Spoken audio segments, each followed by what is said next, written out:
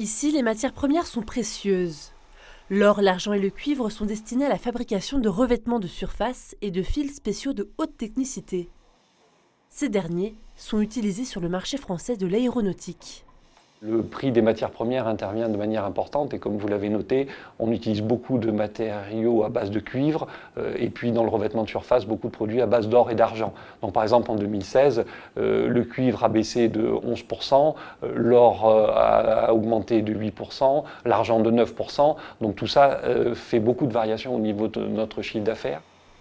Les matières premières proviennent essentiellement d'Asie, mais aussi d'Europe. On veut aujourd'hui favoriser des circuits d'approvisionnement courts.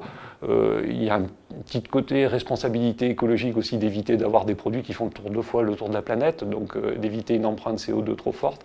Puis aussi qualitativement, nos clients en Europe sont sensibles au fait qu'on leur garantit une qualité européenne depuis le fournisseur jusqu'aux matériaux qu'on transforme. En 2016, l'entreprise a réalisé un chiffre d'affaires de 69 millions et 400 000 euros.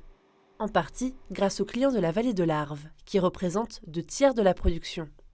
On a un système qui nous permet d'aller chercher directement les pièces dans les entreprises et de leur rendre en un temps record, souvent 24-48 heures.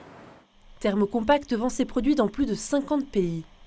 L'entreprise s'est lancée sur le marché du photovoltaïque et pour faire face à la concurrence, elle a installé une usine au Vietnam. Aujourd'hui, on vient de recevoir la première commande pour le marché chinois. Donc, vous voyez, on réussit loin de nos bases à avoir des succès commerciaux et techniques. Nouvel objectif pour l'entreprise, s'imposer sur le marché mondial et doubler le chiffre d'affaires du pôle revêtement technologique d'ici 5 ans.